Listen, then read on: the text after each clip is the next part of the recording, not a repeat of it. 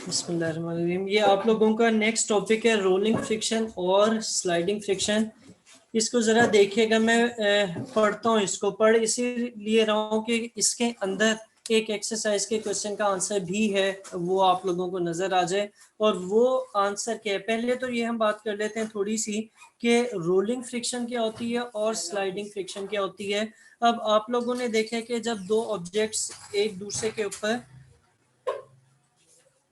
दूसरे के साथ कांटेक्ट में होते हैं और मूव करते हैं, तो उसके दो बातें हो सकती है। एक बात ये हो सकती है कि एक ऑब्जेक्ट दूसरे के ऊपर क्या कर रहा हो, रोल कर रहा हो, जैसे एक टायर जो है वो जमीन के ऊपर मूव कर रहा होता है, या गोलाई में ऊपर दूसरे के रोल करता हुआ मूव कर रहा हो। और दूसरा काम क्या कर सकते हैं, दूसरा काम ये हो सकता है कि दूसरा काम यह हो सकता है कि एक ऑब्जेक्ट दूसरे ऑब्जेक्ट के ऊपर स्लाइड करता हुआ मूव कर रहा हो। ठीक है, उसकी एग्जांपल क्या हो सकती है, उसकी एग्जांपल ये हो सकती है कि एक पत्थर है पड़ा हुआ, उसे आप उठा नहीं सकते, आप एक जगह से दूसरी जगह लेके जाना है, या एक स्क्वायर बॉक्स है जो आपने एक जगह से दूसरी जगह यहाँ तक लेके आना है, तो आप क्या करते हैं कि इसको उठा नहीं सकते, तो इसे धक्का देते हैं। जब धक्का देते हैं तो ये पुश होता है और इस जगह से मूव करके इस जगह तक आता है, लेकिन स्लाइड करता हुआ।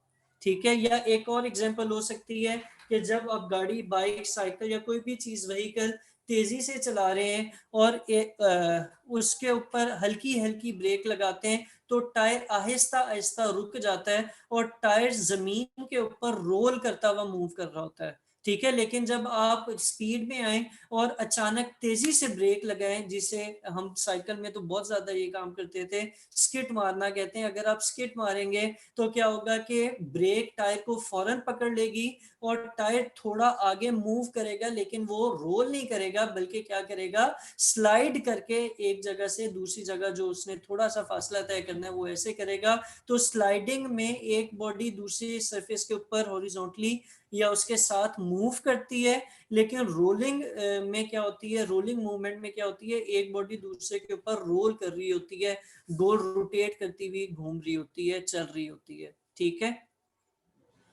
अच्छा जी, अब इधर आ जाते हैं कि जब आप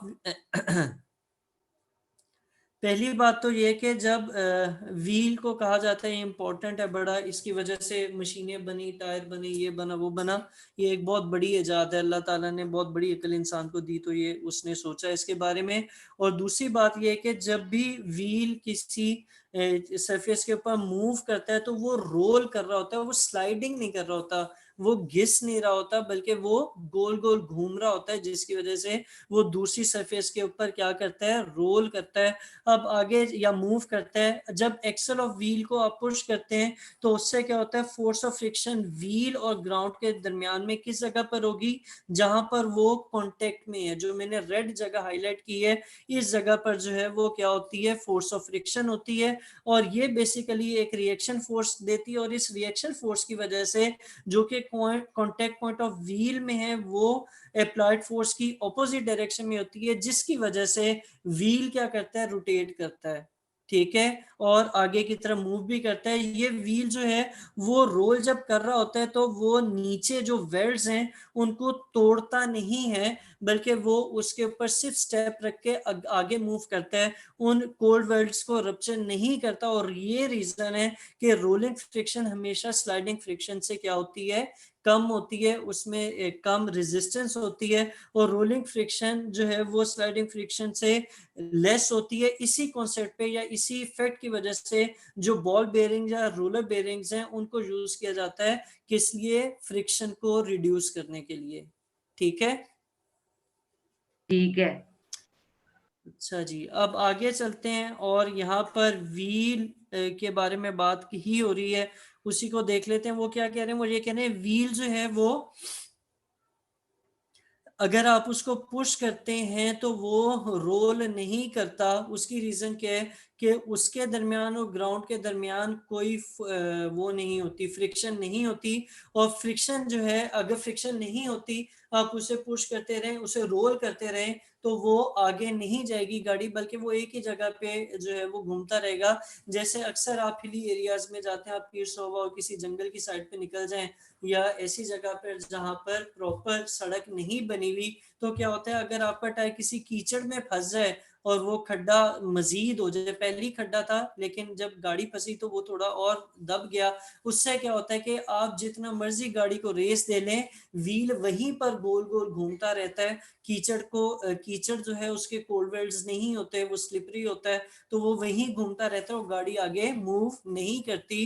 तो ये फ्रिक्शन जो है ये जरूरी है अगर आप रोड के ऊपर टायर की मदद से कोई व्हीकल ड्राइव करना चाह रहे हैं। ये करता क्या है, ये इंक्रीज कर देता है। अच्छा, ये करता क्या है, ये बेसिकली फोर्स ऑफ फ्रिक्शन को इंक्रीज करता है। और अगर टायर वेट होगा तो फिर उसके ऊपर गाड़ी चलाना जो है वो मुश्किल हो जाएगी।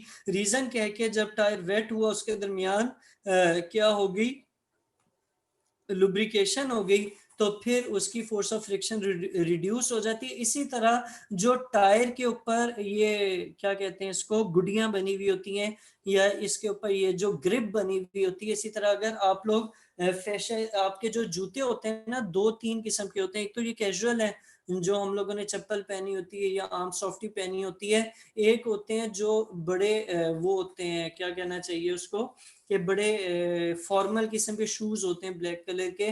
उनके नीचे जो है वो आपको ग्रिप नहीं नजर आएगी। लेकिन ये चप्पलें या अगर कोई रनिंग शूज है, मेरे पास यहाँ पर मौजूद नहीं है, मैंने पहने होते तो शायद थोड़ा सा दिखा देता, कि उसके नीचे प्रॉपर उन्होंने ऐसी ग्रिप बनाई होती है कि जब आप रनिंग करें, या आप अगर अब मैं आपको वही ला के दिखाता।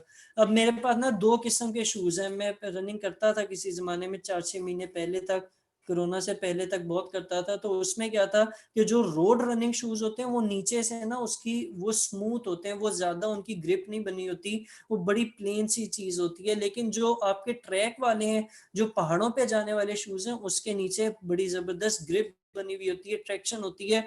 उसका मकसद भी यही होता है कि वो ग्रिप बनाए और फ्रिक्शन पैदा करें, जिसकी वजह से मैं आगे तेजी से और अच्छी मूवमेंट कर सकूं, और मेरी जो एनर्जी लॉस है ज्यादा ना हो, ठीक है, या मैं स्लिप ज्यादा ना करूं।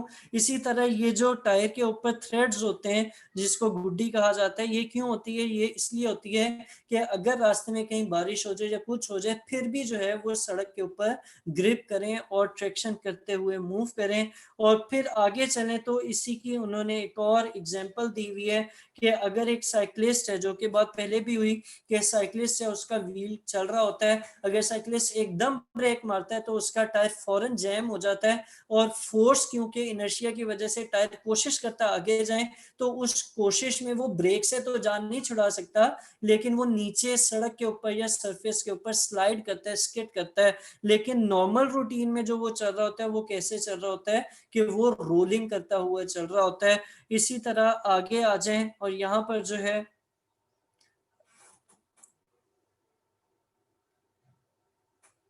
अच्छा ये देखिएगा, ये अब ये ऊपर वाले में ये वाली जो डायग्राम है ऊपर वाली, इसमें ना बॉल बेरिंग्स यूज किए हुए हैं। और ऑब्जेक्ट बीच वाला जो एक्सेल है, मैं आपको यहाँ से दिखाता हूँ एक मिनट।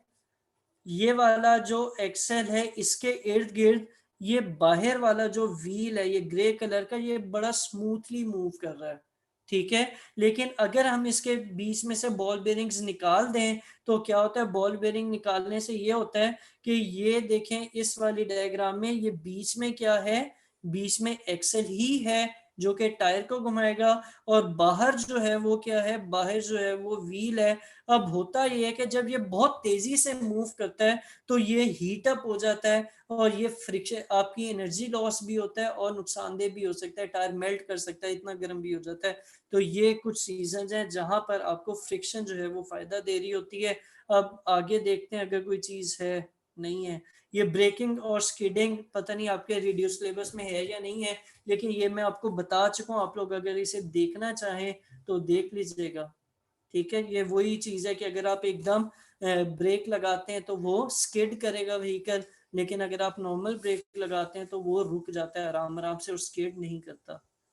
ठीक है, ठीक है। जो आज पढ़े अभी तक इसमें कोई मसला तो मुझे ठीक है। बताएं। कोई मसला नहीं है। अब हम लोगों का फिजिक्स का क्या क्या कंप्लीट हो गया, हम लोगों का फिजिक्स